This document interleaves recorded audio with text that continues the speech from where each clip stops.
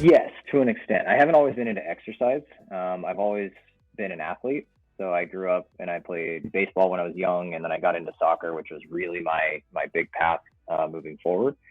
So I've always been athletically inclined and into performance, I guess you could say. However, my family were never athletes. My parents never had gym memberships. So I was never built or brought up on attending a gym or having coaches in the fitness realm. So really, like, the gym concept and going to the gym was not commonplace for me. Nor was it something I honestly sometimes say. It's kind of funny. I own a gym and I've owned one for almost 11 years now, and I don't like going to the gym. Um,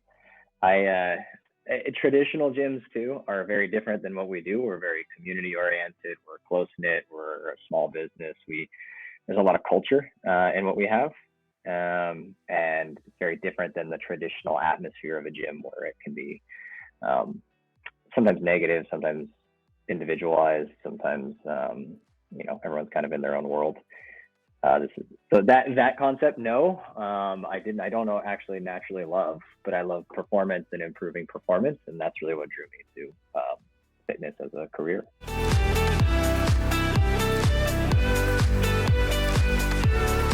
I got out of college, so I played collegiate soccer, like Division I collegiate soccer. My goal was to play professionally, and I was very close to that. I was playing with an MLS team at the time, but I wasn't fully signed to a contract yet. At that time, I found CrossFit out of someone else that I knew. Her brother was doing it at his garage in a city just over from where we are in Mission Viejo. So I started doing it with him. In college, we had a lot of strength and conditioning, and it improved my performance. So this was something that I knew would help me there, but also I really enjoyed. So I learned to love it then. And then I helped him grow that into a gym. So from a garage, we eventually had 30 members, got kicked out of the garage by the city. And then we opened up a business. I didn't own it with him, but I helped him kind of manage it for 3 years. And so I helped see how a business ran and loved what we did. And then I branched off and opened my own.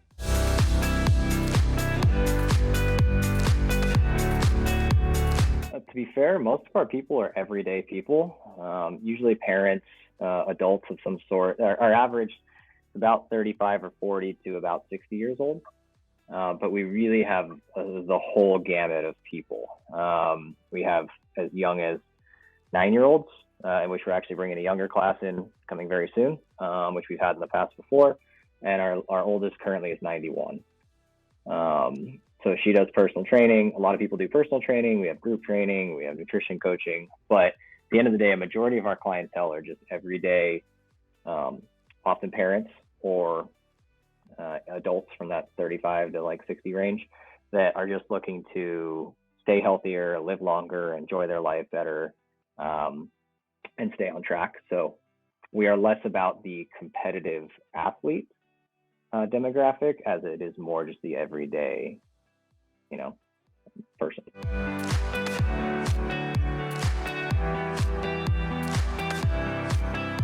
There's definitely a wide range of ability when you get to older ages. Even in the gym right now, there's a 74-year-old doing personal training right now. We're not sure if he may have like Parkinson's or other diseases or other kind of situations going on. So physical training, resistance training, core stability, movement of your body, and blood flow is really good for all of these people as they're aging or going through different physical times. The 91-year-old, for example, she is my bookkeeper's mother. She's been with us for about 3 years now. She's awesome. She's mildly an anomaly. She currently still skis and hikes. She has significant dementia as well, so she's definitely got to be quite guided and someone with her at all times. But yeah, so she comes in. Her big focus, we do 2 days a week so she can stay active and healthy in her, obviously in the lifestyle and how she's aging. And so she'd always get up off the ground. She's not physically limited, where she's always at need of someone to help her, at least in the physical realm, and to be able to stay active and mentally and physically stimulated. So yeah, it's very interesting. She is better candidate. But the bigger issues as people age is they often can't get up off of like a seat or a toilet, for example, or they can't get up off the ground. So when you start to lose those capabilities, you start to lose life functionality.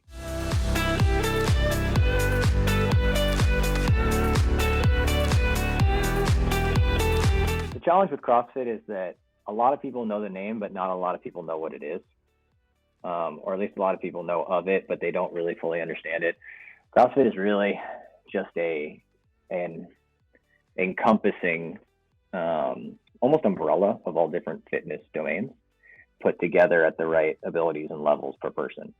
We don't necessarily talk to them why CrossFit's a beneficial thing. The methodology of CrossFit or the awareness of not just only doing strength training, not only doing cardio, not only doing body weight stuff, the way to blend that correctly for what the needs, wants, and I guess limitations are per person is the way to adapt it correctly. So with our knowledge of how to vary or alter training modalities, we take that, we blend it with the person with where they are, one with where their goals and needs are, and we start to blend it to move them forward accordingly. So I would say instead of it being like, hey, you're going to do some hardcore thing where you're going crazy and sweating and breathing and struggling all the time, it's not really how we take people. It's just more find out where they're at. They haven't done anything in forever. We go really basic, learn movement patterns, how to move their body in the full ranges of motion so they get the most out of their muscles, and how to modify it correctly to where it's not over challenging them too much that it's going to set them back, but to where it's building a foundation and moving from there.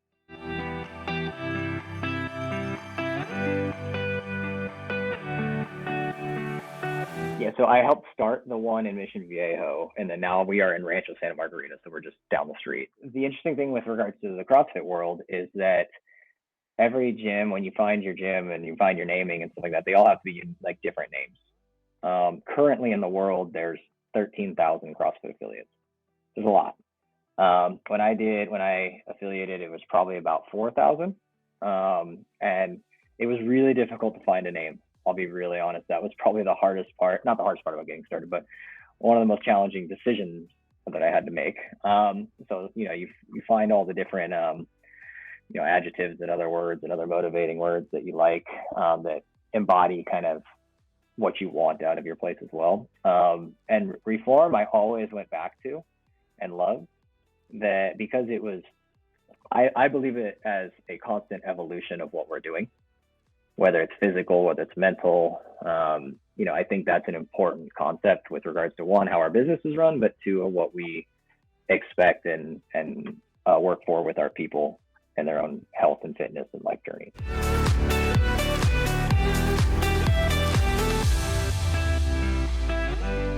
I will say that COVID was arguably the hardest thing I've had to deal with as a business owner.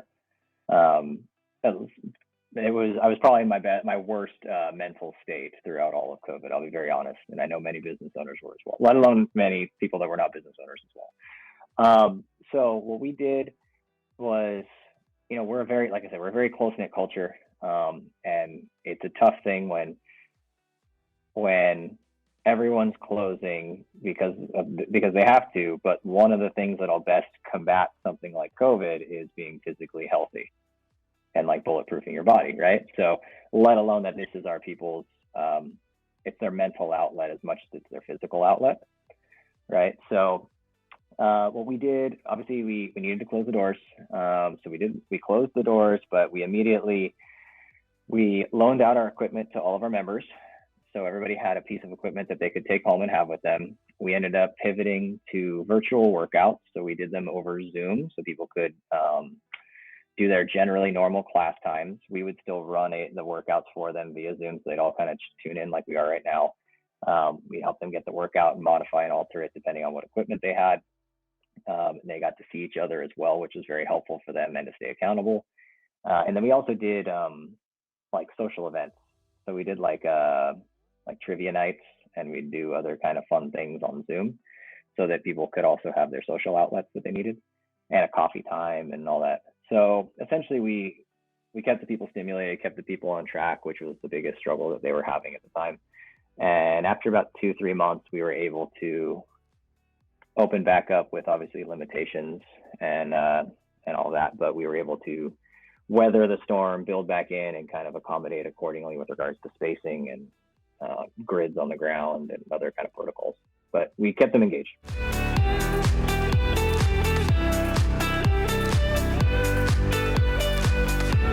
It's kind of funny. I actually just posted this on my personal social media yesterday, but the training regiment and modality really does not matter until someone's significantly consistent.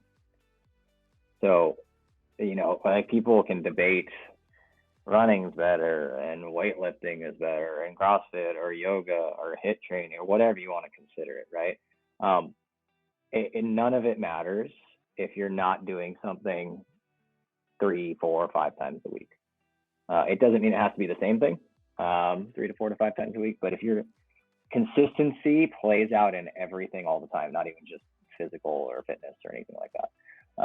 So consistency always plays out. So I would say for anyone, the biggest thing is finding what they will do consistently, even if it's 10 push-ups once a day, every day, and find a habit, and then you layer a habit on top of that. If it's going for a walk while their kid's playing a sport or practicing, any of those types of things that you can be consistent, and then you start to layer on habits from there. But the biggest, I would say, even downfall to people in their fitness training regimens and all those kind of things is just when they're inconsistent is the biggest limitation or downfall.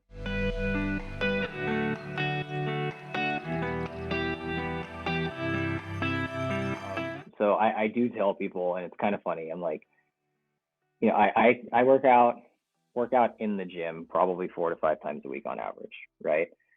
If I worked out every single time I was motivated, focused, like energized and excited to work out, I'd work out twice a month. So, yeah, so it's definitely like I'm in the same place as a lot of other people. I am quite busy. Busy is its own word, right? You prioritize, you put your time where you're going to prioritize it. So, a lot of that needs to be helped. But I literally know everything I need to know fitness wise to stay in the right health. I have over 5,000 square feet and all the equipment I need. And I still need to be typically in a class because it'll keep me accountable when I'm not coaching or doing other work. So it is its own challenge, but just forcing it in. Once you get moving, just like in any kind of physical activity, once you get moving, you start to feel better and it's good. And then 5-10 minutes after it, you feel the best you've ever felt all day.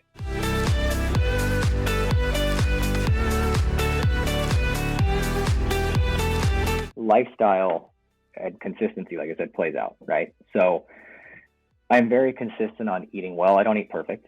There's a balance to life, I truly believe.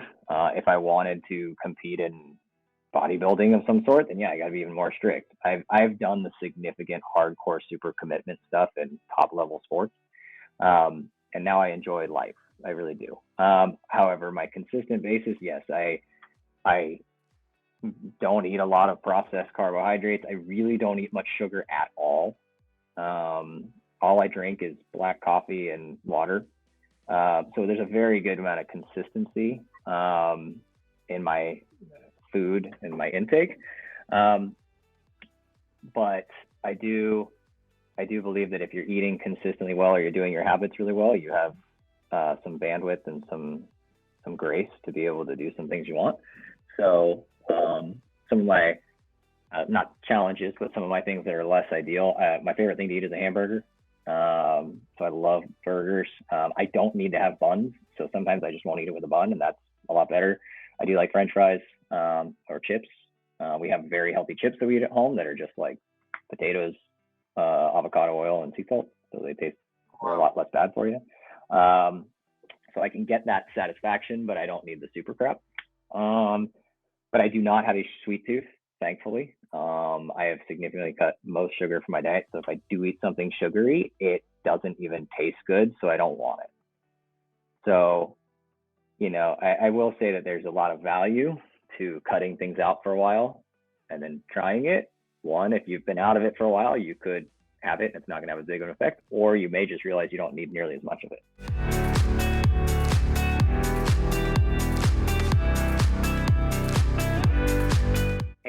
obviously depends on the person and where they are, and there's a lot more components to this to answer. It's highly unlikely to get there in that age, but it's not impossible. I will say that is not our bread and butter, and I would help refer them to someone that may be better, may help them get better towards they want to be, or help them recalibrate expectations and what's realistic for them. I'd say it's not realistic unless if you are going to significantly commit to it and significantly supplement like crazy of things that I don't even know about, to be fair. So someone like you that's a leaner body type like me, I would say that it's very, very, very unlikely. And then you want to also, the biggest thing for people when they set goals too is you want to resonate around like why, the emotional connection as to why you want something, right? What's going to help you get there? Because it's, no matter where you want to go, it's going to take some challenging stuff. I always say, if you really want something bad enough, you got to be willing to run your head through a wall for it. So you got to really think, is it something I really want to get uncomfortable for? But if I want to stay in my comfort zone, it's not get there. So that's unlikely, I'd say, for most people. It probably can be done. And I'm not the right guy to be able to give the advice of how to get there if that is it.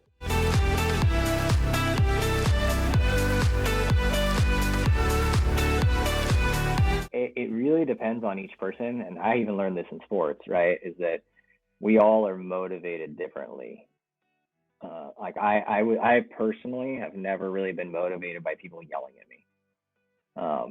I understand someone pushing me, and at times I need to be pushed just like anybody else does. And sometimes I take learning my personality and other people's personalities and how that is for them. So that is the challenge. That is a challenging conundrum as a trainer, to help find the right thing out of each client and how to push them the most or the best. So yes, we culturally at our place are not ones that are like yelling at people and telling them to pick it up like crazy and all those kind of things. We will help encourage them and help challenge them and get to know them closer and kind of push them accordingly. But I would rather us err a little bit more on the less crazy side to be able to then help them progress in the right way, rather than push too hard and risk injury, setback, or some other sort there. To the converse, to the opposite effect of that, the body responds to stress. And that's part of how muscles are built, and that's how we get results, is by stressing or challenging in different areas. So you need to find a way to do that enough, and it is a delicate balance. But I would rather err a little bit on the lighter side than on the too crazy side, with at least our demographic and how people are building their foundations for life.